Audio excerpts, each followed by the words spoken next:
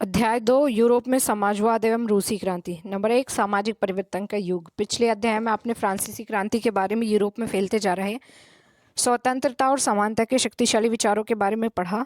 फ्रांसीसी क्रांति ने सामाजिक संरचना के क्षेत्र में आमूल परिवर्तन की संभावनाओं का सूत्रपात कर दिया था।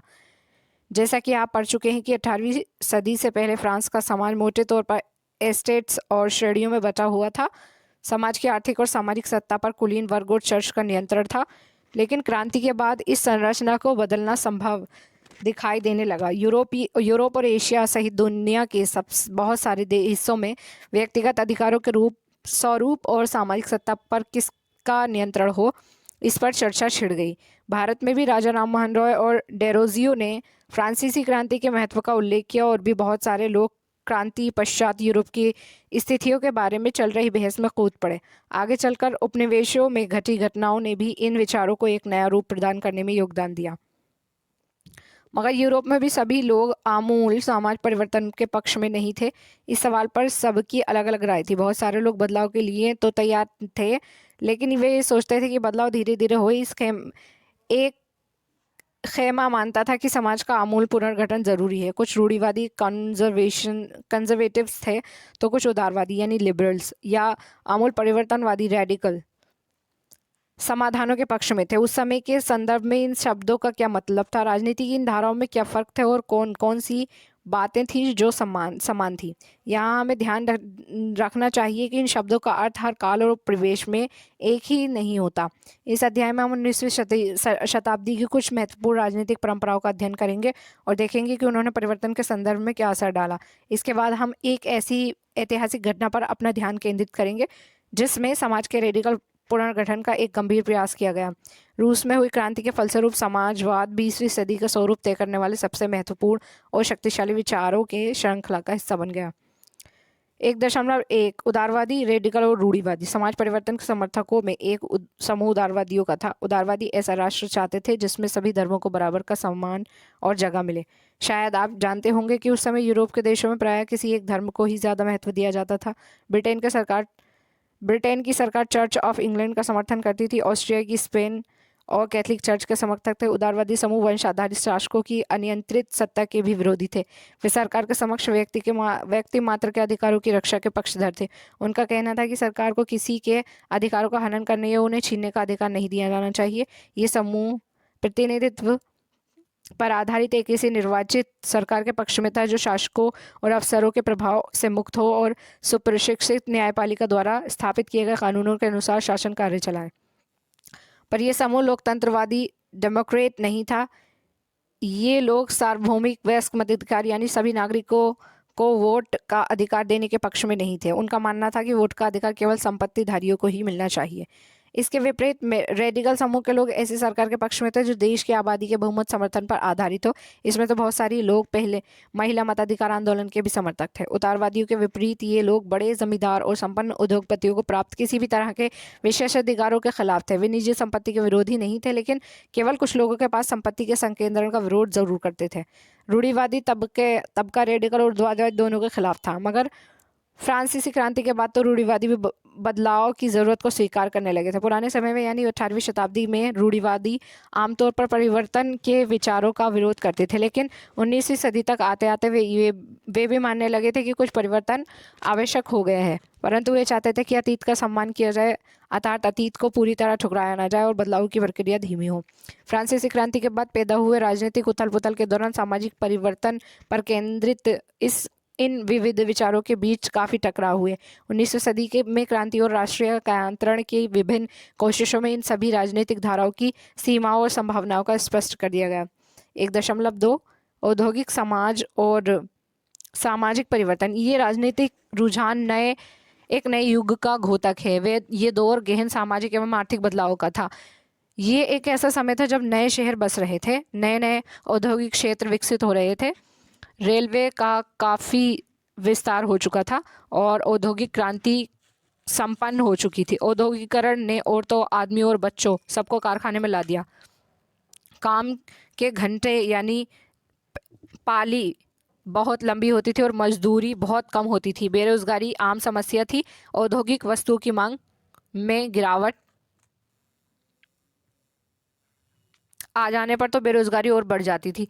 शहर तेजी से बसते और फैलते जा रहे थे, इसलिए आवास और साफ सफाई का काम भी मुश्किल होता जा रहा था। उदारवादी और रेडिकल दोनों ही इन समस्याओं का हल खोजने की कोशिश कर रहे थे। नए शब्द मताधिकार आंदोलन, वोट डालने का अधिकार पाने के लिए चलाया गया आंदोलन। चित्र 1, 19वीं शताब्दी के मध्य में लंदन के गरीबों की दशा, उसी समय की एक व्यक्ति की दृष्टि से। स्रोत Henry Mayhew, London labour and London poor, 1861। लगभग सभी उद्योग व्यक्तिगत स्वामित्व में थे। बहुत सारे रेडिकल और उद्योगपतियों के पास भी काफ़ी संपत्ति थी और उनके यहाँ बहुत सारे लोग नौकरियां करते थे। उन्होंने व्यापार या औद्योगिक व्यवसाय के जरिए धन दौलत इकट्ठे की थी, इसलिए वे चाहते थे कि इस तरह के प्रयासों को ज़्यादा से ज़्यादा बढ़ावा दिया जाए। उन्हें लगता था कि अगर मजदूर स्वस्थ हों और नागरिक पढ़े लिखे हों तो इस व्यवस्था का भरपूर लाभ लिया जा सकता है। ये लोग जन्मजात मिलने वाले विशेष अधिकारों के विरुद्ध थे। व्यक्तिगत प्रयास, श्रम और उद्यमशीलता में उनका गहरा विश्वास था। उनकी मान्यता था कि हर एक को व्यक्तिगत स्वतंत्रता दी जाए, गरीब को रोजगार मिले और जिनके पास पूंजी है उन्हें बिना रोक टोक काम करने का मौका दिया जाए तो समाज तरक्की कर सकता है। इसी कारण 19वीं सदी के शुरुआती दशकों में समाज परिवर्तन के इच्छुक बहुत सारे कामकाजी स्त्री पुरुष, उदारवादी और रेडिकल समूह व पार्टियों के इर्द गिर्द गोलाबंद हो गए थे। यूरोप में 1815 में जिस तरह की सरकारें बनी, उनसे छुटकारा पाने के लिए कुछ राष्ट्रवादी, उदारवादी और रेडिकल आंदोलनकारी क्रांति के पक्ष में थे। फ्रांस, इटली, जर्मनी और रूस में ऐसे लोग क्रांतिकारी हो गए और राजाओं के तख्ता पलट का प्रयास करने लगे। राष्ट्रवादी कार्यकर्ता क्रांति के जरिए ऐसे राष्ट्रों की स्थापना करना चाहते थे जिनमें सभी नागरिकों को समान अधिकार प्राप्त हो। 1815 के बाद इटली के राष्ट्रवादी गिसेप्पे मैज़िनी ने यही लक्ष्य प्राप्त करने के लिए अपने समर्थकों के साथ मिलकर राजा के खिलाफ साजिश रची थी। भारत सहित दुनिया भर के राष्ट्रवादी उसकी रचनाओं को पढ़ते थे। 1.3 यूरोप में समाजवाद का आना समाज के पुनर्गठन की संभवतः सबसे दूरगामी दृष्टि प्रदान करने वाली विचारधारा समाजवाद की ही थी। 19वीं सदी के मध्य तक यूरोप में समाजवाद एक जाना पहचाना विचार था।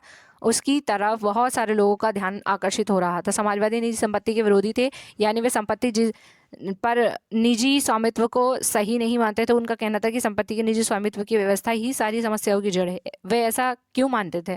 उनका तर्क था कि बहुत सारे लोगों के पास संपत्ति तो है जिससे दूसरों को रोजगार भी मिलता है, लेकिन समस्या ये है कि संपत्तिधारी व्यक्तियों को सिर्फ अपने फायदे से ही मतलब रहता है।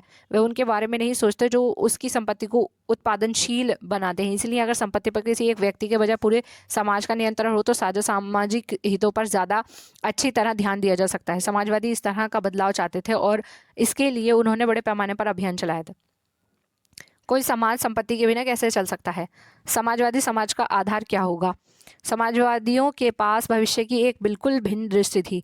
कुछ समाजवादियों को कोऑपरेटिव यानी सामूहिक उद्यम के बारे में दिलचस्पी थी। इंग्लैंड में जाने माने उद्योगपति रॉबर्ट ओवेन 1771 से 1858 में इंडियाना, अमेरिका में नया समन्वय न्यू हार्मनी के नाम से एक नए तरह के समुदाय की रचना का प्रयास किया। कुछ समाजवादी मानते थे कि केवल व्यक्तिगत पहलकदमी से बहुत बड़े सामूहिक खेत नहीं बनाए जा सकते। वे चाहते थे कि सरकार अपनी तरफ से सामूहिक खेती को बढ़ावा दे। उदाहरण के लिए फ्रांस में लुई ब्लांक 1813 से 1882 चाहते थे कि सरकार पूंजीवादी उद्योगों की जगह सामूहिक उद्यमों को बढ़ावा दे। कोऑपरेटिव ऐसे लोगों के समूह थे जो मिल पर चीज़ें बनाते थे और मुनाफे को प्रत्येक सदस्य द्वारा किए गए काम के हिसाब में आपस में बांट लेते थे। कार्ल मार्क्स 1818 से 1882 और फ्रेडरिक एंगल्स 1820 से 1895 ने इस दिशा में कई नए तर्क पेश किए थे। मार्क्स का विचार था कि औद्योगिक समाज पूंजीवादी समाज है। फैक्ट्रियों में लगी पूंजी पर पूंजीपतियों का स्वामित्व और पूंजीपतियों को मुनाफा मजदूरों की मेहनत से पैदा होता है। मार्क्स का निष्कर्ष था कि जब तक निजी पूंजीपति इसी तरह मुनाफे का संचय करते जाएंगे तब तक मजदूरी की स्थिति में सुधार नहीं हो सकता। अपनी स्थिति में सुधार लाने के लिए मजदूरों को पूंजीवादी में निजी संपत्ति पर आधारित शासन को उखाड़ फेंकना होगा। मार्क्स का विश्वास था कि खुद को पूंजीवादी शोषण से मुक्त कराने के लिए मजदूरों को एक अत्यंत भिन्न किस्म का समाज बनाना होगा जिसमें सारी संपत्ति पर पूरे समाज का यानी सामाजिक नियंत्रण का और स्वामित्व हो। उन्होंने भविष्य की इस समाज को साम्यवादी कम्युनिस्ट समाज का नाम दिया। मार्क्स को विश्वास था कि पूंजीपतियों के साथ होने वाले संघर्ष में जीत अंततः मजदूरों की होगी। उनकी राय में कम्युनिस्ट समाज ही भविष्य का समाज होगा।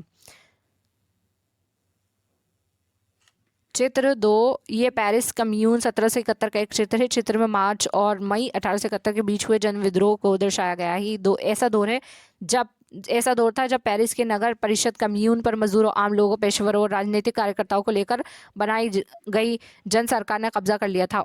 उस उथल-पुथल फ्रांसीसी सरकार की नीतियों के प्रति बढ़ता असंतोष के कारण पैदा हुई थी। यद्यपि पेरिस कम्यून को अंततः सरकारी टुकड़ियों ने कुचल डाला, लेकिन दुनिया भर के समाजवादियों ने समाजवादी क्रांति की पूर्व पीठिका के रूप में इसका जमकर जश्न मनाया।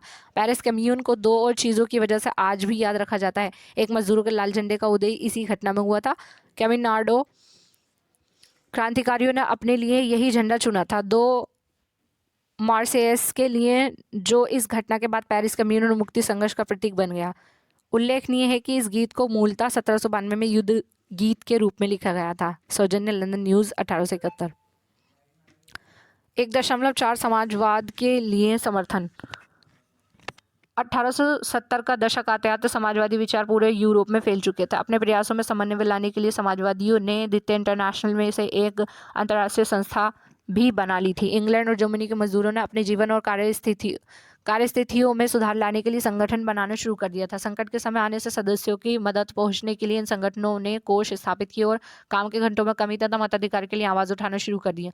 जर्मनी ने सोशल डेमोक्रेटिक पार्टी SPD के साथ इन संगठनों के काफ़ी गहरे रिश्ते थे और संसदीय चुनावों में वे पार्टी की मदद भी कर सकते थे। 1905 तक ब्रिटेन के समाजवादियों और ट्रेड यूनियन आंदोलनकारियों ने लेबर पार्टी के नाम से एक अपनी अलग पार्टी बना ली थी। फ्रांस में भी सोशलिस्ट पार्टी के नाम से ऐसी ही एक पार्टी का गठन किया गया, लेकिन 1914 तक यूरोप में समाजवादी कहीं भी सरकार बनाने में कामयाब नहीं हो पाए। संसदीय राजनीति में उनकी प्रतिनिधि बड़ी संख्या में जीतते रहे। उन्होंने कानून बनाने में भी अहम भूमिका निभाई, मगर सरकारों ने रूढ़िवादियों, उदारवादियों और रेडिकलों का ही दबदबा बना रहा। नंबर 2, रूसी क्रांति। यूरोप के सबसे पिछड़े औद्योगिक देशों में से एक है। रूस में ये समीकरण उलट गया था। 1917 के अक्टूबर क्रांति के जरिए रूस की सत्ता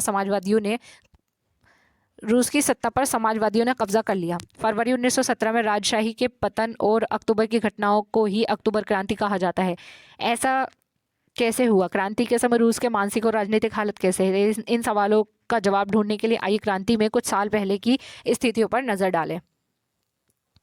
चित्र 3, सेंट पीटर्सबर्ग स्थित विंटर पैलेस के व्हाइट हॉल में jar Nicholas II 1900, Ernest Livguard 1847 से 1932 तक द्वारा चित्रित।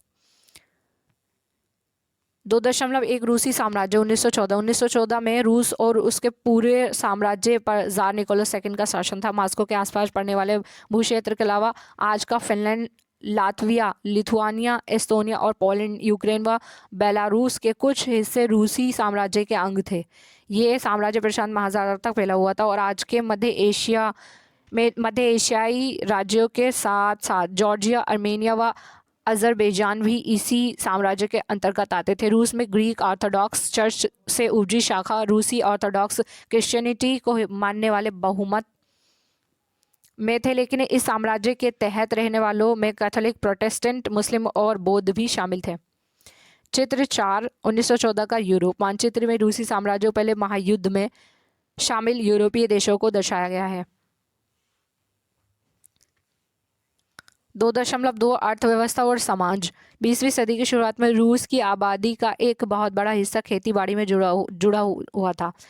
रूसी साम्राज्य के लगभग 85% जनता आजीविका के लिए खेती पर ही निर्भर थी। यूरोप के किसी भी देश में खेती पर आश्रित जनता का प्रतिशत इतना नहीं था। उदाहरण के तौर पर फ्रांस और जर्मनी में खेती पर निर्भर आबादी 40 से 50% से ज़्यादा नहीं थी। रूसी साम्राज्य के किसान अपनी ज़रूरतों के साथ साथ बाजार के लिए भी पैदावार करते थे। रूस का अनाज एक बड़ा निर्यातक था। उद्योग बहुत कम थे। सेंट पीटर्सबर्ग और मॉस्को प्रमुख औद्योगिक इलाके थे। हालांकि ज़्यादातर उत्पादन कारीगर ही करते थे, लेकिन कारीगरों की वर्कशॉप के साथ साथ बड़े बड़े कारखाने में मौजूद थे। कारखाने भी मौजूद थे। बहुत सारे कारखाने 1990 के दशक में चालू हुए थे, जब रूस के रेल नेटवर्क को फैलाया जा रहा था। उसी समय रूसी उद्योगों में विदेशी निवेश भी तेजी से बढ़ा था। इन कारकों के चलते कुछ ही सालों में रूस के कोयला उत्पादन में 2 गुना और स्टील उत्पादन में 4 गुना वृद्धि हुई थी। सन 1900 तक कुछ इलाकों में तो कारीगरों और कारखाना मजदूरों की संख्या लगभग बराबर हो चुकी थी। चित्र 5, युद्ध से पहले सेंट पीटर्सबर्ग में बेरोजगार किसान। बहुत सारे लोग धर्मार्थ लंगरों में खाना खाते थे और खास्ताहाल मकानों में रहते थे। ज्यादातर कारखाने उद्योगपतियों की निजी संपत्ति थी। मजदूरों को न्यूनतम वेतन मिलता रहे और काम की पाली के घंटे निश्चित हो, इस बात का ध्यान रखने के लिए सरकारी विभाग बड़ी फैक्ट्रियों पर नजर रखते थे, लेकिन फैक्ट्री इंस्पेक्टर भी नियम के उल्लंघन को रोक पाने में नाकामयाब थे। कारीगरों की इकाइयों और वर्कशॉप में काम की पाली प्रायः 15 घंटे तक खींची जाती थी, जबकि कारखानों में मजदूर आमतौर पर 10-12 घंटे की पालियों में काम करते थे। मजदूरों के रहने के लिए भी कमरों से लेकर डॉर्मिटरी तक तरह तरह की व्यवस्था मौजूद थी। सामाजिक स्तर पर मजदूर बटे हुए थे। कुछ मजदूर अपने मूल गांवों के साथ अभी भी गहरे संबंध बनाए हुए थे। बहुत सारे मजदूर स्थायी रूप से शहरों में ही बस चुके थे। उनके बीच योग्यता और दक्षता के स्तर पर भी काफी फर्क था। सेंट पीटर्सबर्ग के एक धातु मजदूर ने कहा था, धातु कर्मी मजदूर में खुद को साहब मानते थे। उनके काम में ज्यादा प्रशिक्षण और निपुणता की जरूरत जो रहती थी। 1914 में फैक्ट्री मजदूरों में औरतों की संख्या 31% थी, लेकिन उन्हें पुरुष मजदूरों के मुकाबले कम वेतन मिलता था। मर्दों की तनख्वाह के मुकाबले आधे से 3/4 तक मजदूरों के बीच मौजूद फासला उनके पहनावे और व्यवहार में भी साफ दिखाई देता था। यद्यपि कुछ मजदूरों ने बेरोजगारी या आर्थिक संकट के समय एक दूसरे की मदद करने के लिए संगठन बना लिए थे, लेकिन ऐसे संगठन बहुत कम थे। चित्र 6 क्रांति पूर्व रूस में एक डॉर्मेट्री में बने बंकर में सोते मजदूर। वे पालियों में बारी बारी सोते थे और परिवार को साथ नहीं रख सकते थे। इन विभेदों के बावजूद जब किसी को नौकरी से निकाल दिया जाता था या उन्हें मालिकों से कोई शिकायत होती थी तो मजदूर एकजुट होकर हड़ताल भी कर देते थे। 1896 से 1897 के बीच कपड़ा उद्योग में और 1902 में धातु उद्योग में ऐसी हड़तालें काफ़ी बड़ी संख्या में आयोजित की गई थी। देहात की ज्यादातर जमीन पर किसान खेती करते थे, लेकिन विशाल संपत्तियों पर सामंतों राजशाही ऑर्थोडॉक्स चर्च का कब्जा था। मजदूरों की तरह किसान भी बचे हुए थे। किसान बहुत धार्मिक स्वभाव के थे। इक्का दुक्का अपवादों को छोड़ दिया जाए तो वे सामंतों और नवाबों का बिल्कुल सम्मान नहीं करते थे। नवाबों और सामंतों को जो सत्ता और हैसियत मिली हुई थी वे लोकप्रियता की वजह से नहीं, बल्कि जार के प्रति उनकी निष्ठा और सेवाओं के बदले में मिली थी। यहाँ की स्थिति फ्रांस जैसी नहीं थी। मिसाल के तौर पर फ्रांसीसी क्रांति के दौरान ब्रिटेनी के किसान न केवल नवाबों का सम्मान करते थे, बल्कि उन्होंने नवाबों को बचाने के लिए बाकायदा लड़ाइयाँ भी लड़ी। इसके विपरीत रूस के किसान चाहते थे कि नवाबों की जमीन छीनकर किसानों के बीच बांट दी जाए। बहुधा वे लगान भी नहीं चुकाते थे। कई जगह तो जमींदारों की हत्या भी की जा चुकी थी। 1902 में दक्षिणी रूस में ऐसी घटनाएं बड़े पैमाने पर घटी। 1905 में तो पूरे रूस में ही ऐसी घटनाएं घटने लगी। रूसी किसान यूरोप के बाकी किसानों के मुकाबले एक और लिहाज से भी भिन्न थे। यहाँ के किसान समय समय पर सारी ज़मीन को अपने कम्यून मीर को सौंप देते थे और फिर कम्यून ही प्रत्येक परिवार की ज़रूरत के हिसाब से किसानों को ज़मीन बांटता था। स्रोत का उस समय की समाजवादी कार्यकर्ता अलेक्जेंडर शल्यापिनकोव के वक्तव्य से पता चलता है कि बैठकें कैसे आयोजित की जाती थी। एक एक कारखाने और दुकान में जा जाकर प्रचार किया जाता था। अध्ययन चक्र भी चलाए जाते थे। संबंधित अधिकृत मुद्दों के मामलों पर कानूनी बैठकें भी बुलाई जाती थी, लेकिन इस गतिविधि को मजदूर वर्ग की मुक्ति के व्यापक संघर्ष में ही बड़ी निपुणता से प्रो दिया जाता था। गैर कानूनी बैठकें जरूरत के वक्त फौरन आयोजित कर ली जाती थी, लेकिन लंच के दौरान शाम को फाटक के बाहर यार्ड में या कोई मंजिली इमारतों के सीढ़ियों में व्यवस्थित ढंग से बैठकें आयोजित की जाती थी। सबसे जागरूक मजदूर दरवाजे के पास प्लग का काम संभालते थे और मुहाने पर पूरी भीड़ इकट्ठा हो जाती थी। वहां सबके सामने एक आंदोलनकारी खड़ा हो जाता था। मालिक टेलीफोन पर पुलिस को इस बारे में जानकारी देते थे, लेकिन जब तक पुलिस पहुंचती थी तब तक भाषण पूरे हो चुके होते थे और ज़रूरी फैसले ले लिए जाते थे। Alexander Shlyapnikov on the eve of 1917 reminiscences from the revolutionary underground. 2.3 रूस में समाजवाद। 1914 में पहले रूस में सभी राजनीतिक पार्टियां गैर कानूनी थी। मार्क्स के विचारों को मानने वाले समाजवादियों ने 1898 में Russian social democratic workers party, रूसी सामाजिक लोकतांत्रिक श्रमिक पार्टी का गठन किया था। सरकारी आतंक के कारण इस पार्टी को गैर कानूनी संगठन के रूप में काम करना पड़ा था। इस पार्टी का एक अखबार निकला था, उसने मजदूरों को संगठित किया था और हड़ताल आदि कार्यक्रम आयोजित किए थे। कुछ रूसी समाजवादियों को लगता था कि रूसी किसान जिस तरह समय समय पर ज़मीन बांटते हैं उससे पता चलता है कि वे स्वाभाविक रूप से समाजवादी भावना वाले लोग हैं। इसी आधार पर उनका मानना था कि रूस में मजदूर नहीं बल्कि किसान की क्रांति की मुख्य शक्ति बनेंगे। वे क्रांति का नेतृत्व करते रहेंगे और रूस बाकी देशों के मुकाबले ज़्यादा जल्दी समाजवादी देश बन जाएगा। 19वीं सदी का आखिर में रूस के ग्रामीण इलाकों में समाजवादी काफ़ी सक्रिय थे। सन 1900 में उन्होंने सोशलिस्ट रेवोल्यूशनरी पार्टी, समाजवादी क्रांतिकारी पार्टी का गठन किया। कर लिया। इस पार्टी ने किसानों के अधिकारों के लिए संघर्ष किया और मांग की कि सामंतों के कब्जे वाली ज़मीन फौरन किसानों को सौंप दी जाए। किसानों के सवाल पर समाजवादी, लोकतंत्रवादी, सोशल डेमोक्रेट्स, खेमा समाजवादी क्रांतिकारियों से सहमत नहीं थे। लेनिन का मानना था कि किसानों में एकजुटता नहीं है, वे बटे हुए हैं। कुछ किसान गरीब थे तो कुछ अमीर, कुछ मजदूरी करते थे तो कुछ पूंजीपति थे जो नौकरों से खेती करवाते थे। इन आपसी विभेदों के चलते वे सभी समाजवादी आंदोलन का हिस्सा नहीं बन सकते थे। सांगठनिक रणनीति के सवाल पर इस पार्टी में गहरे मतभेद थे। व्लादिमीर लेनिन बोल्शेविक खेमे के मुखिया सोचते थे कि जार राजा शासित रूस जैसे दमनकारी समाज में पार्टी अत्यंत अनुशासित होनी चाहिए और अपने सदस्यों की संख्या व स्तर पर उसका पूरा नियंत्रण होना चाहिए। दूसरा खेमा मेंशेविक मानता था कि पार्टी में सभी को सदस्यता दी जानी चाहिए। 2.4 उथल पुथल का समय 1905 की क्रांति। रूस एक निरंकुश राजशाही था। अन्य यूरोपीय शासकों के विपरीत 20वीं सदी की शुरुआत में भी जार राष्ट्रीय संसद के अधीन नहीं था। उदारवादियों ने इस स्थिति को खत्म करने के लिए बड़े पैमाने पर मुहिम चलाई। 1905 की क्रांति के दौरान उन्होंने संविधान की रचना के लिए सोशल डेमोक्रेट और समाजवादी क्रांतिकारियों को साथ लेकर किसानों और मजदूरों के बीच काफ़ी काम किया। रूसी साम्राज्य के तहत उन्होंने राष्ट्रवादियों जैसे पोलैंड में और इस्लाम के आधुनिकीकरण के समर्थक जदीदियों मुस्लिम बहुल इलाकों में का भी समर्थन मिला। रूसी मजदूरों के लिए 1904 का साल बहुत बुरा रहा। ज़रूरी चीज़ों की कीमतें इतनी तेज़ी से बढ़ी कि वास्तविक वेतन में 20% तक की गिरावट आ गई। उसी समय मजदूर संगठनों की सदस्यता में तेज़ी से वृद्धि हुई। जब 1904 में ही गठित की गई असेंबली ऑफ रशियन वर्कर्स रूसी श्रमिक सभा के 4 सदस्यों की प्यूती लॉ आयरन वर्क्स में उनकी नौकरी से हटा दिया गया तो मजदूरों ने आंदोलन छेड़ने का ऐलान कर दिया। अगले कुछ दिनों के भीतर सेंट पीटर्सबर्ग के 1,10,000 से ज़्यादा मजदूर काम के घंटे बढ़ाकर 8 घंटे किए जाने वेतन में वृद्धि और कार्य स्थितियों में सुधार की मांग करते हुए हड़ताल पर चले गए। इसी दौरान जब पादरी गैपोन के नेतृत्व में मजदूरों का एक जुलूस विंटर पैलेस जार का महल के सामने पहुंचा तो पुलिस और कॉसेक्स ने मजदूरों पर हमला बोल दिया। इस घटना में 100 से ज़्यादा मजदूर मारे गए और लगभग 300 घायल हुए। इतिहास में इस घटना को खूनी रविवार के नाम से याद किया जाता है।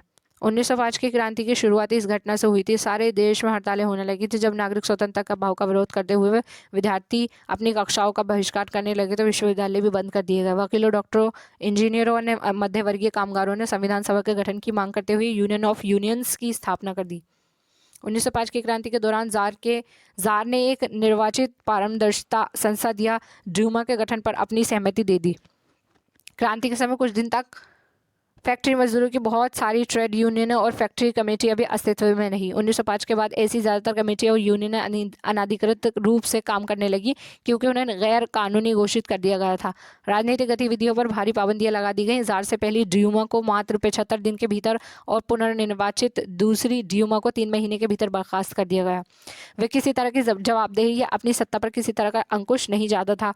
उसने मतदान कानूनों में फेरबदल करके तीसरी ड्यूमा में रूढ़िवादी राजनेताओं को भर डाला। उदारवादियों और क्रांतिकारियों को बाहर रखा गया।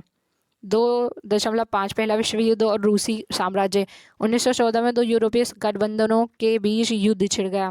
एक खेमे में जर्मनी, ऑस्ट्रिया और तुर्की केंद्रीय शक्तियां थे तो दूसरे खेमे में फ्रांस, ब्रिटेन व रूस, बाद में इटली और रोमानिया भी इस खेमे में शामिल हुए। इन सभी देशों के पास विशाल वैश्विक साम्राज्य थे, इसलिए यूरोप के साथ साथ वे युद्ध यूरोप के बाहर भी फैल गया था। इस युद्ध को पहला विश्व युद्ध कहा जाता है। इस युद्ध को शुरू में रूसियों का काफ़ी समर्थन मिला। जनता ने जार का साथ दिया, लेकिन जैसे जैसे युद्ध लंबा खिंचता गया जार ने ड्यूमा में मौजूद मुख्य पार्टियों से सलाह लेना छोड़ दिया।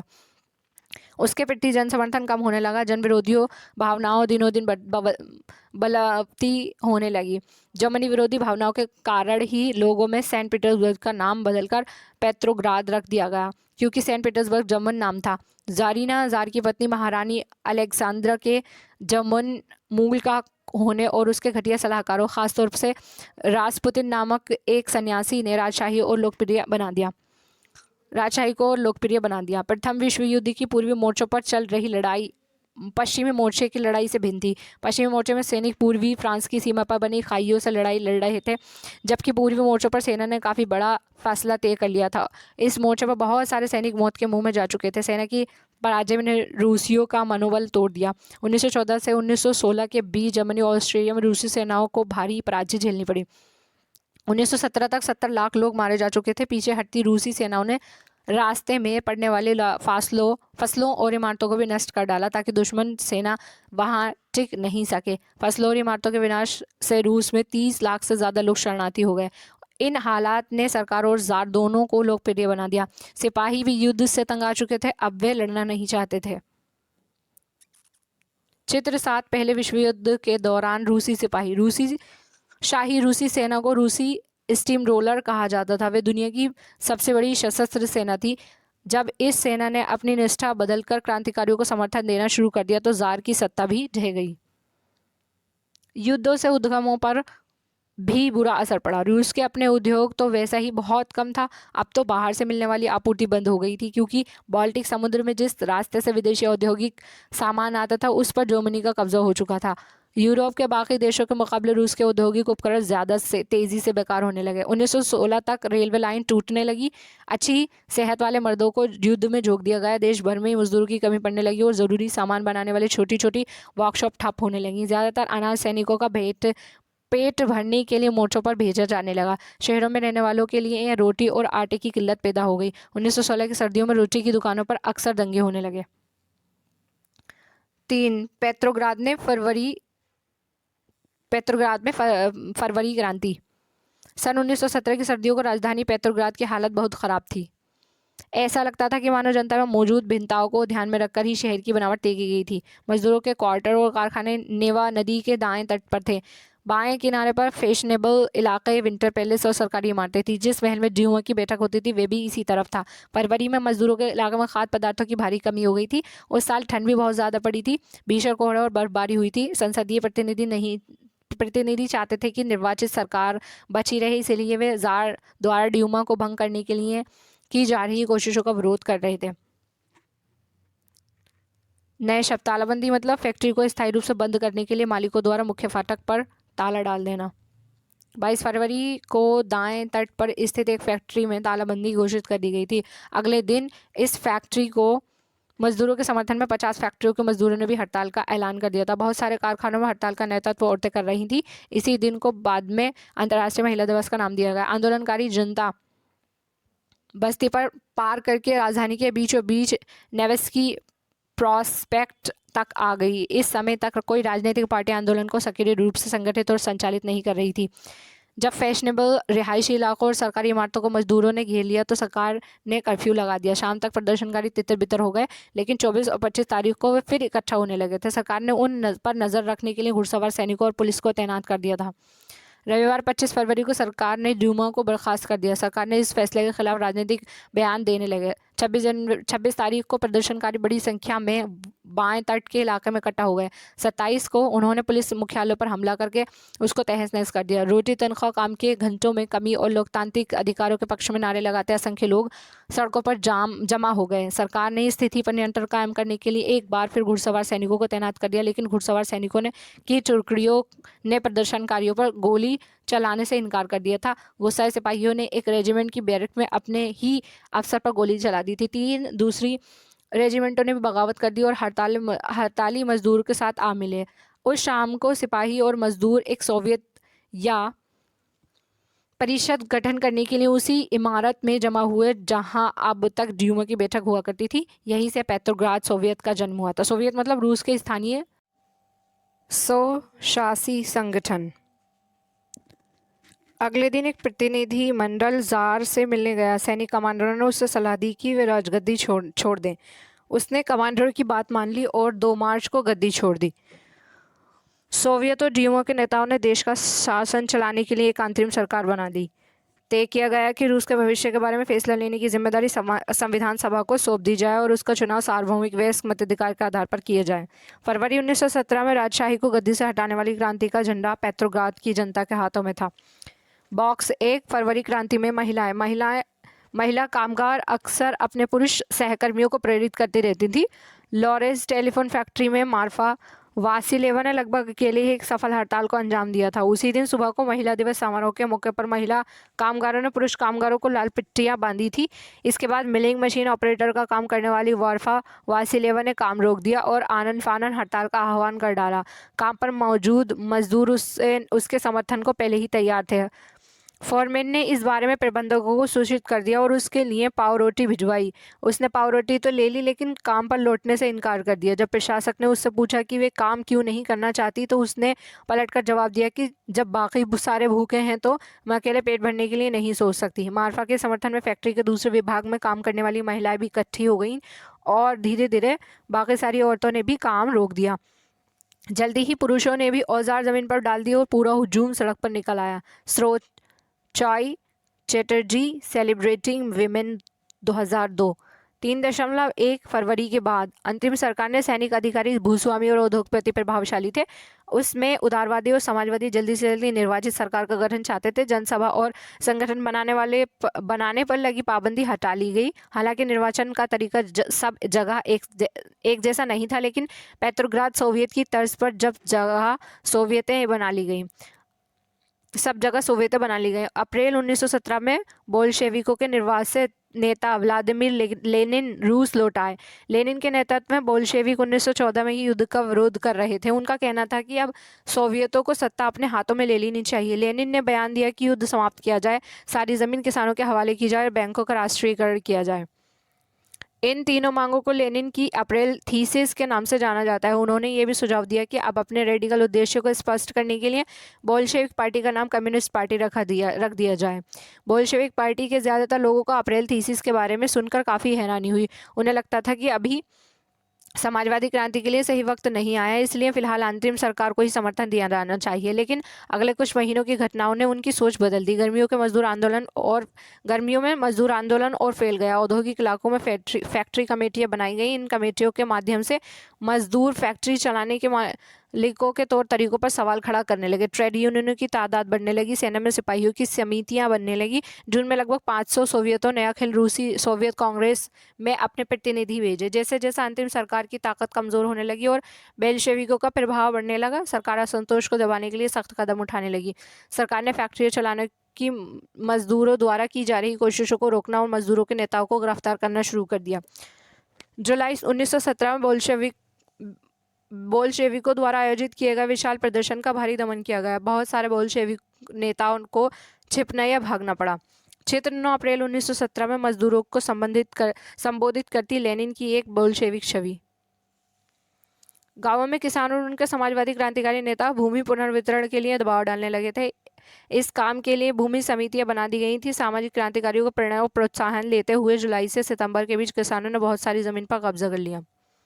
क्षेत्र 10 जुलाई के दिन 17 जुलाई 1917 को बोल्शेविक समर्थन प्रदर्शनकारियों पर सेना द्वारा गोलीबारी का दृश्य।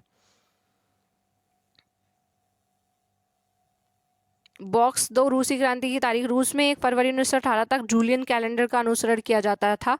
इसके बाद रूसी सरकार ने ग्रेगोरियन कैलेंडर का नाम लिया, कैलेंडर अपना लिया, जिसका अब सब जगह इस्तेमाल किया जाता है। ग्रेगोरियन कैलेंडर जूलियन कैलेंडर से 13 दिन आगे चलता है। इसका मतलब है कि हमारे कैलेंडर के हिसाब से फरवरी क्रांति 12 मार्च को और अक्टूबर क्रांति 7 नवंबर को संपन्न हुई थी। 3.2 अक्टूबर 1917 की क्रांति। जैसे जैसे अंतरिम सरकार और बोल्शेविकों के बीच टकराव बढ़ता गया, लेनिन को अंतरिम सरकार द्वारा तानाशाही थोप देने की आशंका दिखाई देने लगी। सितंबर में उन्होंने सरकार के खिलाफ विद्रोह के बारे में चर्चा शुरू कर दी। सेना और फैक्ट्री सोवियतों में मौजूद बोल्शेविकों को इकट्ठा किया गया। 16 अक्टूबर 1917 को लेनिन ने पेट्रोग्राद सोवियत और बोल्शेविक पार्टी को सत्ता पर कब्जा करने के लिए राजी कर लिया। सत्ता पर कब्जा करने के लिए लियोन ट्रॉट्स्की के नेतृत्व में सोवियत की ओर एक सैनिक क्रांतिकारी समिति का गठन किया गया। इस बात का खुलासा नहीं किया गया कि योजना को किस दिन लागू किया जाएगा। 24 अक्टूबर को विद्रोह शुरू हो गया। संकट की आशंका को देखते हुए प्रधानमंत्री करेंसी सैनिक टुकड़ियों को इकट्ठा करने शहर से बाहर चले गए। तड़के ही सरकार के वफादार सैनिकों ने 2 बोल्शेविक अखबारों के दफ्तरों पर घेरा डाल दिया। टेलीफोन और टेलीग्राफ दफ्तरों पर नियंत्रण प्राप्त करने और विंटर पैलेस की रक्षा करने के लिए सरकार समर्थक सैनिकों को रवाना कर दिया गया। पलक झपकते क्रांतिकारियों समिति ने भी अपने समर्थकों को आदेश दे दिया कि सरकारी कार्यालयों पर कब्जा कर लें और मंत्रियों को गिरफ्तार कर लें। उसी दिन अरोरा नामक युद्धपोत ने विंटर पैलेस पर बमबारी शुरू कर दी। अन्य युद्धपोतों ने नेवा के रास्ते आगे बढ़ते हुए विभिन्न सैनिक संगठनों को अपने नियंत्रण में ले लिया। शाम ढलते ढलते पूरा शहर क्रांतिकारी समिति के नियंत्रण में आ चुका था और मंत्रियों ने आत्मसमर्पण कर दिया था। पेट्रोग्राद में अखिल रूसी सोवियत कांग्रेस की बैठक हुई, जिसमें बहुमत ने बोल्शेविकों की कार्रवाई का समर्थन किया। अन्य शहरों में भी बगावत होने लगी। दोनों तरफ से जमकर गोलीबारी हुई, खास तौर से मॉस्को में। लेकिन दिसंबर तक मॉस्को पेट्रोग्राद इलाके पर बोल्शेविकों का नियंत्रण स्थापित हो चुका था। कुछ महत्वपूर्ण तिथियां: 1850 से 1880 रूस में समाजवाद पर बहस हुई। 1898 में Russian social democratic workers party की स्थापना हुई और 1905 में खूनी रविवार और 1905 की क्रांति। 1917 में 2 मार्च जार द्वारा पदत्याग और 24 अक्टूबर पेट्रोग्राद में बोल्शेविक विद्रोह। 1918 से 1920 तक गृह युद्ध हुआ। 1919 में कॉमिंटर्न का गठन हुआ। 1929 में सामूहिकरण की शुरुआत हुई। नए शब्द: कॉमिंटर्न कम्युनिस्ट पार्टी की अंतर्राष्ट्रीय संस्था। ये शब्द कम्युनिस्ट इंटरनेशनल का संक्षिप्त रूप है। चित्र 11: पेट्रोग्राद में लेनिन बाएं और ट्रॉट्स्की दाएं मजदूरों के साथ। 4 अक्टूबर के बाद क्या बदला? बोल्शेविक निजी संपत्ति की व्यवस्था के पूरी तरह खिलाफ थे। ज्यादातर उद्योगों और बैंकों का नवंबर 1917 में राष्ट्रीयकरण किया जा चुका था। उनका स्वामित्व और प्रबंधन सरकार के नियंत्रण में आ चुका था। जमीन को सामाजिक संपत्ति घोषित कर दिया गया। किसानों को सामंतों की जमीनों पर कब्जा करने के लिए खुली छूट दे दी गई। शहरों में बोल्शेविकों ने मकान मालिकों के लिए पर्याप्त हिस्सा छोड़कर उनके बड़े मकानों के छोटे छोटे हिस्से कर दिए, ताकि बेघर बार या ज़रूरतमंद लोगों को भी रहने की जगह दी जा सके। उन्होंने अभिजात्य वर्ग द्वारा पुरानी पदवियों के इस्तेमाल पर रोक लगा दी। परिवर्तन को स्पष्ट रूप से सामने लाने के लिए सेना और सरकारी अफसरों की वर्दियां बदल दी गई। इसके लिए 1918 में एक परिधान प्रतियोगिता आयोजित की गई, जिसमें सोवियत टोपी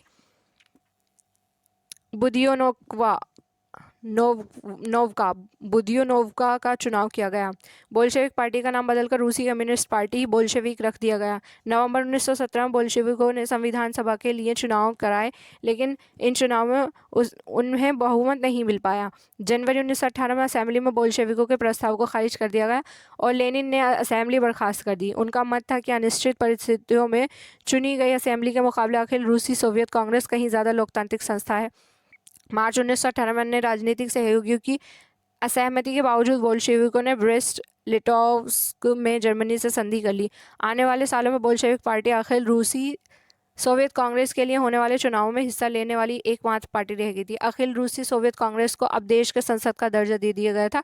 रूस एक दलीय राजनीतिक व्यवस्था वाला देश बन गया था। ट्रेड यूनियनों पर पार्टी का नियंत्रण रहता था।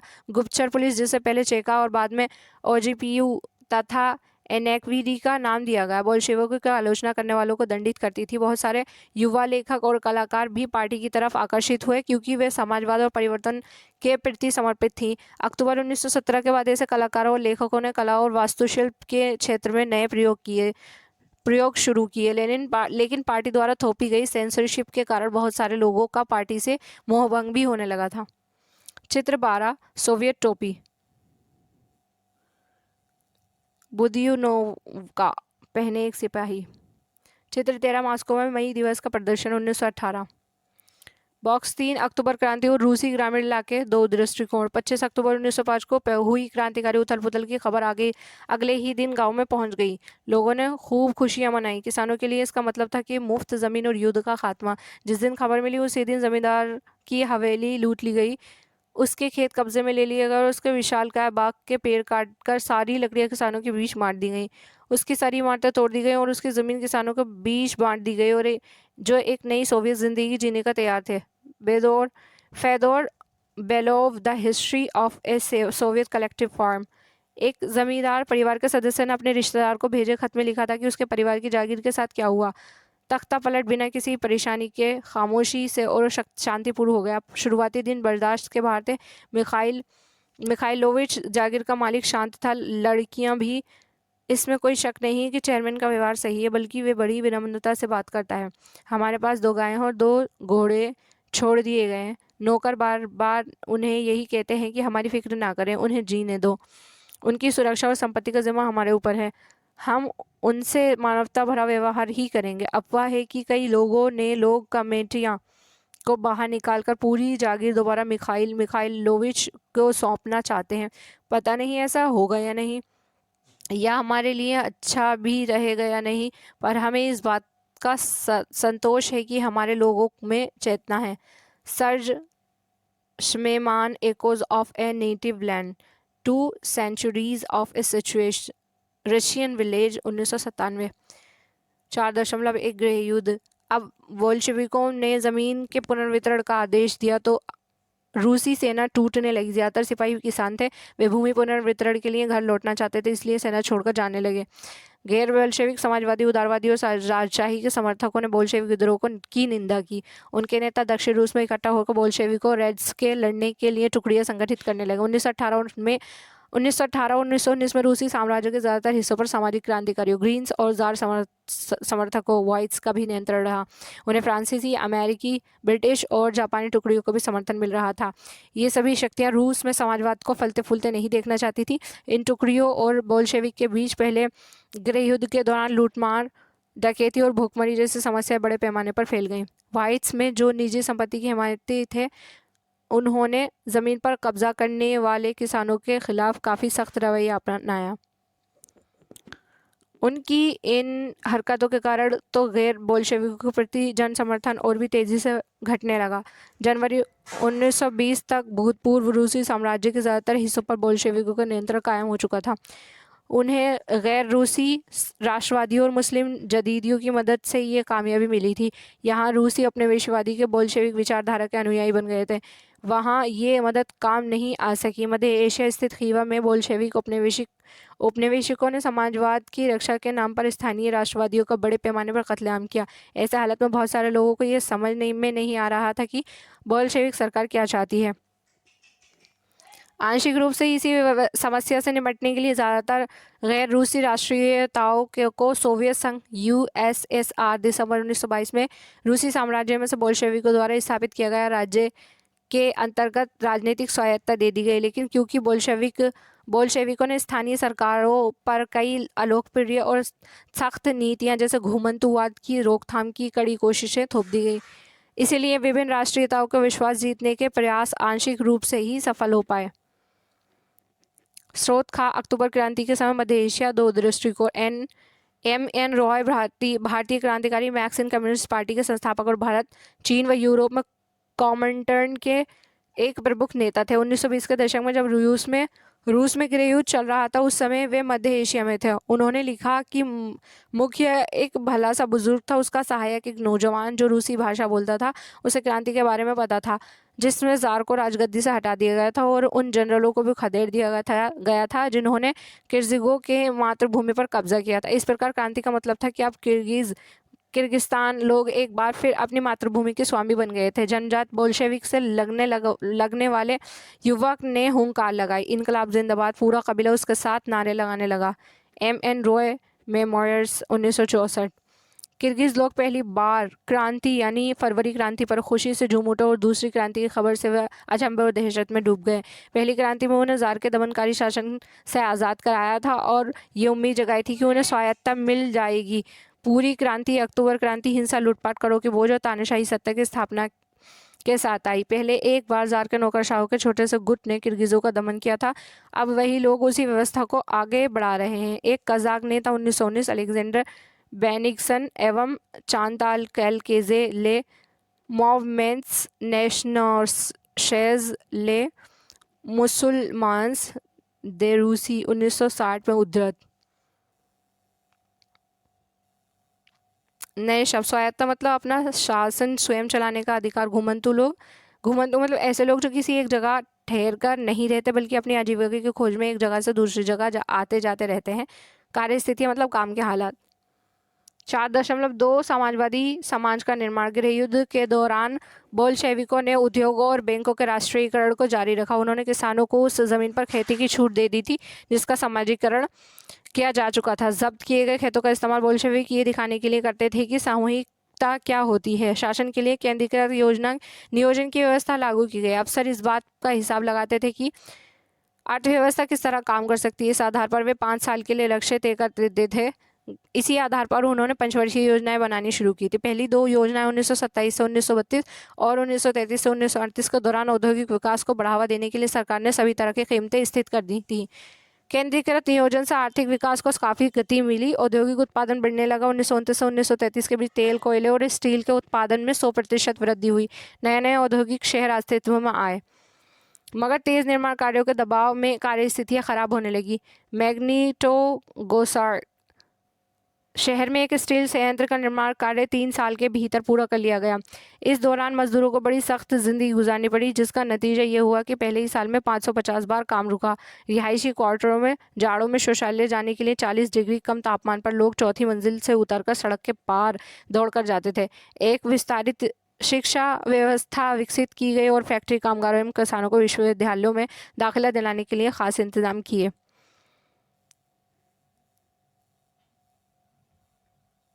गए। महिला कामगारों के बच्चों के लिए फैक्ट्रियों में बालवाड़ियां खोल दी गई। सस्ती स्वास्थ्य सेवा उपलब्ध कराई गई। मजदूरों के लिए आदर्श रिहायशी मकान बनाए गए। लेकिन इन सारी कोशिशों के नतीजे सभी जगह एक जैसे नहीं रहे, क्योंकि सरकारी संसाधन सीमित थे।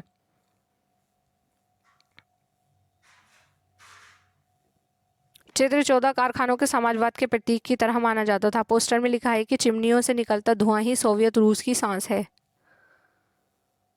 चित्र 15-30 के दशक में सोवियत रूस के एक स्कूल में पढ़ते बच्चे सोवियत अर्थव्यवस्था का अध्ययन कर रहे हैं। चित्र 16 पहली पंचवर्षीय योजना के दौरान मैग्नीटोगोस्कर का एक बच्चा, ये बच्चा सोवियत रूस के लिए काम कर रहा है। चित्र 17-30 के दशक में एक कारखाने का भोजन कक्ष। बॉक्सचार यूक्रेन के एक गांव में समाजवादी खेती 2 कब्जा किए गए खेतों को लेकर एक कम्यून बनाया गया। कम्यून में कुल 13 परिवार और 70 लोग थे। खेतों से हासिल किए गए कृषि उपकरणों को कम्यून के हवाले कर दिया गया। सभी सदस्य सामूहिक भोजनालय में खाना खाते थे। सहकारी साम्यवाद के सिद्धांतों के आधार पर आमदनी को सबके बीच बांट लिया जाता था। सदस्यों के श्रम से होने वाली सारी आय और कम्यून के पास मौजूद सारी रिहायशी मकानों और सुविधाओं का कम्यून के सदस्य मिलकर इस्तेमाल करते थे। Fedor Belov, the history of a Soviet collective farm, 1955। स्रोतगा 1933 में सोवियत के बचपन के सौपन और यथार्थ। प्रिय दादाजी कालिनिन, मेरा परिवार बड़ा है, 4 बच्चे हैं। हमारे पिता अब नहीं है, वे मजदूरों के लिए लड़ते हुए मारे गए थे, और मेरी माँ बीमार है। मैं बहुत पढ़ना चाहता हूँ पर स्कूल नहीं जा सकता। मेरे पास पुराने जूते थे पर अब वे इतने फट चुके हैं कि कोई उनकी मरम्मत नहीं कर सकता। मेरी माँ बीमार है, हमारे पास ना तो पैसा है और ना ही रोटी, पर मैं पढ़ना बहुत चाहता हूँ। हमारे सामने पढ़ने और बस पढ़ने की जिम्मेदारी है। व्लादिमीर इलीच लेनिन ने यही कहा है कि पर मुझे स्कूल जाना छोड़ना पड़ेगा। हमारा कोई रिश्तेदार नहीं है, कोई भी हमारी मदद नहीं कर सकता, इसलिए मुझे फैक्ट्री में काम करना पड़ेगा ताकि मेरा परिवार भूखों मरने से बच जाए। प्रिय दादाजी, मैं 13 साल का हूँ, पढ़ाई में अव्वल आता हूँ और मेरी कोई ख़राब रिपोर्ट नहीं है। मैं 5वीं कक्षा में पढ़ता हूँ। सोवियत राष्ट्रपति कालिनिन के नाम 13 वर्षीय एक मजदूर बालक द्वारा 1933 में लिखा गया पत्र। वी सोकोलोव संख्या ऑब्शचेत्सवो 1 व्लास्त वी 1930, ये गोदी मॉस्को 1997। 4.3 स्टालिनवाद और सामूहिकीकरण। नियोजित अर्थव्यवस्था का शुरुआती दौर खेती के सामूहिकीकरण से पैदा हुई तबाही से जुड़ा हुआ था। 1927 से 1928 के आसपास रूस के शहरों में अनाज का भारी संकट पैदा हो गया था। सरकार ने अनाज की कीमत तय कर दी थी, उससे ज़्यादा कीमत पर कोई अनाज नहीं बेच सकता था, लेकिन किसान उस कीमत पर सरकार को अनाज बेचने के लिए तैयार नहीं थे। लेनिन के बाद पार्टी की कमान संभाल रहे स्टालिन ने स्थिति से निपटने के लिए बड़े कदम उठाए। उन्हें लगता था कि अमीर किसान और व्यापारी कीमत बढ़ने की उम्मीद में अनाज नहीं बेच रहे हैं। इस पर काबू पाने के लिए सट्टेबाजी पर अंकुश लगाना और व्यापारियों के पास जमा अनाज को जब्त करना जरूरी था। 1928 में पार्टी के सदस्यों ने अनाज उत्पादक इलाकों का दौरा किया। उन्होंने किसानों से जबरन अनाज खरीदा और कुलकों के ठिकानों पर छापे मारे। रूस में संपन्न किसानों को कुलक कहा जाता था।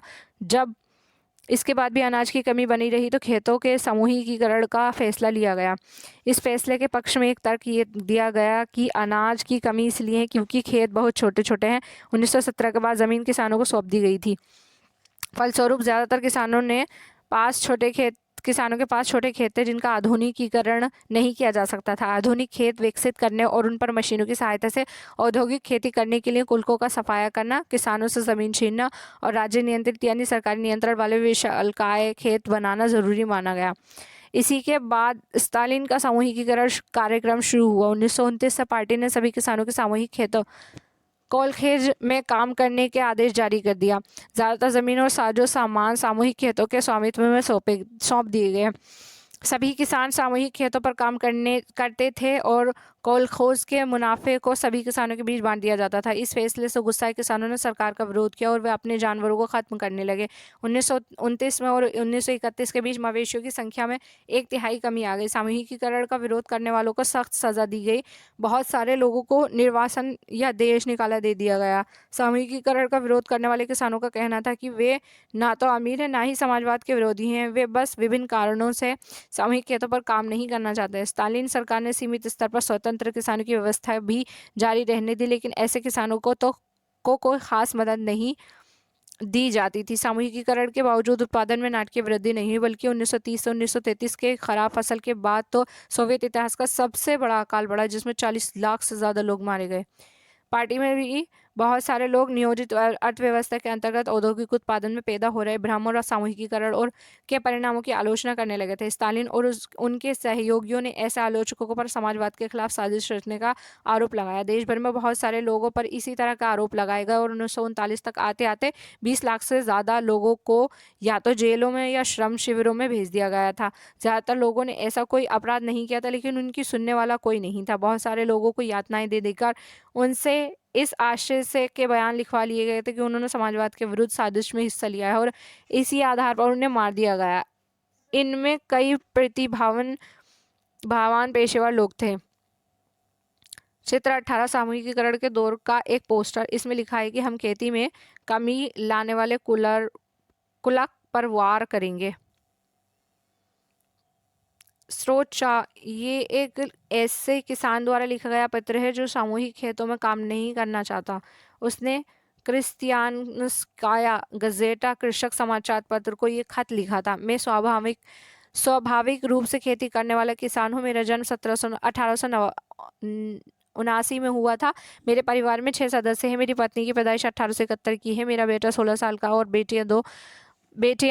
दो बेटे 19 साल की है। तीनों बच्चे स्कूल जाते हैं। मेरी बहन 71 साल की है। 1932 से मेरे ऊपर इतने भारी कर थोप दिए गए हैं कि उन्हें चुकाना असंभव है। 1935 में तो स्थानीय अफसरों ने कर और भी बढ़ा दिए। मैं इतना नहीं कर चुका पाया और मेरी सारी संपत्ति कुर्क कर ली गई। मेरा घोड़ा, गाय, बछड़ा, भेड़, मेमने और सारे औजार, फर्नीचर और घर की मरम्मत के लिए रखी लकड़ी सब कुछ कुर्क करके बेच डाला। 1936 में उन्होंने मेरी 2 इमारतें बेच दी। खोज ने ही उन्हें खरीद लिया। 1937 में मेरी दोनों झोपड़ियों में से एक बेच दी गई और दूसरे को जब्त कर लिया गया। स्रोत सामूहिकीकरण के विरोध और सरकार की प्रतिक्रिया के सरकारी विवरण। इस साल फरवरी के दूसरे पखवाड़े से यूक्रेन के विभिन्न क्षेत्रों में किसानों ने बड़े पैमाने पर विद्रोह किए हैं। ये स्थिति सामूहिकीकरण के क्रियान्वयन के दौरान पार्टी के निचले कार्यकर्ताओं द्वारा पार्टी लाइन को ठीक से लागू न किए जाने और गर्मियों में होने वाली कटाई की तैयारियों का परिणाम है। बहुत थोड़े से समय में उपरोक्त क्षेत्रों में चल रही गतिविधियों के पास के इलाकों में भी फैल गई। सबसे आक्रामक विद्रोह सीमावर्ती इलाकों में हुए थे। विद्रोही किसान का ज्यादा जोर इस बात पर है कि सामूहिकीकरण के कारण उनसे छीन लिया गया है अनाज, मवेशी और औजार उन्हें लौटा दिए जाएं। 1 फरवरी से 15 मार्च के बीच 25,000 गिरफ्तारियां हो चुकी थी। 656 को मृत्यु दंड दिया गया था। 3,673 को श्रम शिविरों में बंद कर दिया गया था और 5,580 को देश निकाला दे दिया गया है।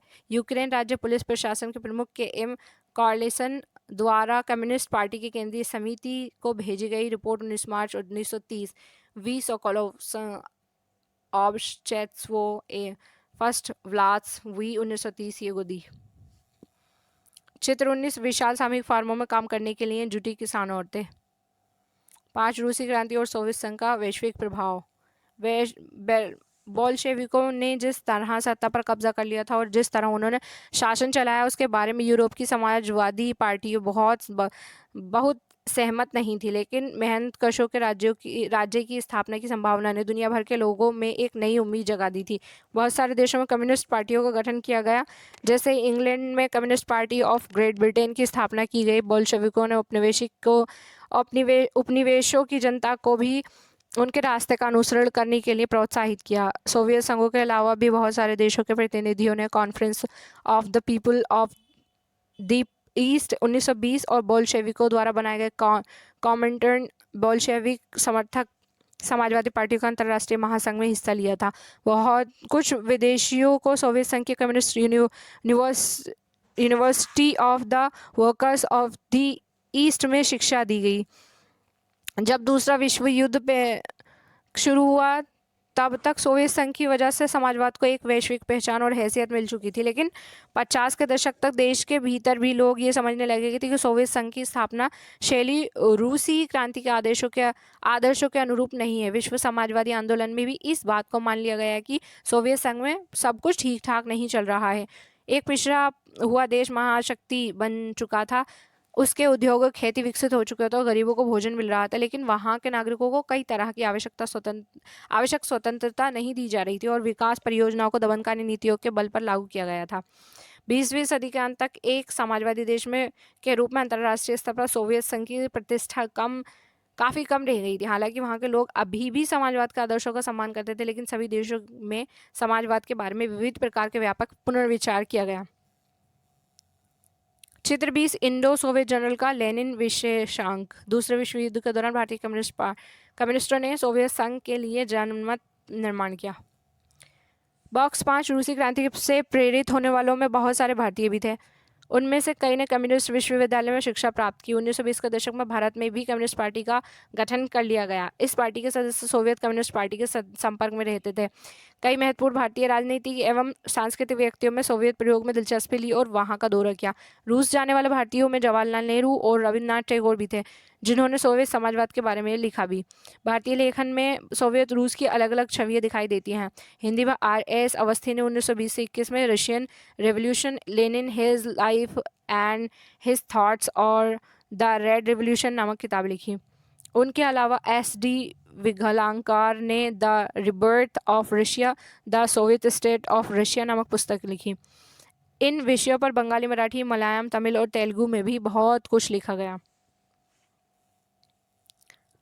स्रोत शाह सोवियत रूस में एक भारतीय। 1920 अपनी ज़िंदगी में पहली बार हम लोग यूरोपियों को एशियाओं के साथ मुक्त भाव से मिलते बतियाते देख रहे थे।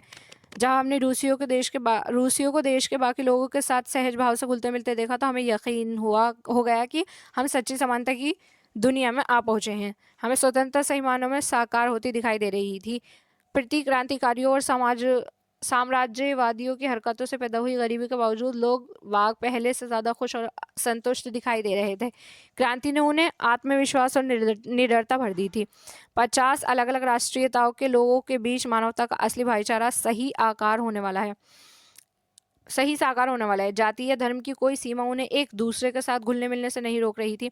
हर जीव को एक कुशल वक्ता बना दिया गया है। आप वहाँ मजदूरों, किसानों, सिपाहियों सभी को पेशेवर वक्ता की तरह बहस करते देख सकते हैं। Shaukat Usmani, historic trips of a revolutionary. स्रोत जा रूस से रविन्द्रनाथ टैगोर 1930। मास्को बाकी यूरोपीय राजधानियों के मुकाबले कम साफ सुथरा दिखाई देता है। सड़क पर भागम भाग में लगा कोई व्यक्ति बहुत स्मार्ट नहीं लगता। सारी जगह मजदूरों की है। यहाँ आम जनता रईसों के साए में किसी तरह दबती दिखाई नहीं देती। जो लोग सदियों से नेपथ्य में छिपे हुए थे आज सामने आ खड़े हुए हैं। मैं अपने देश के किसानों मजदूरों के बारे में सोचने लगा। मेरे सामने जो कुछ था उसे देखकर लगता था कि ये अरेबियन नाइट्स के किसी जिन की करामात है। यहाँ महज एक दशक पहले ये भी हमारे लोग जितने ही अनपढ़, लाचार और भूखे थे। ये देखकर मेरे जैसे अभागे हिंदुस्तानी से ज़्यादा अचंभा और भला किसको होगा कि इन लोगों ने इतने थोड़े से सालों में अज्ञानता और बेसहारेपन के पहाड़ को उतार फेंका है। नए शब्द प्रतिक्रांतिकारी यानी क्रांति विरोधी।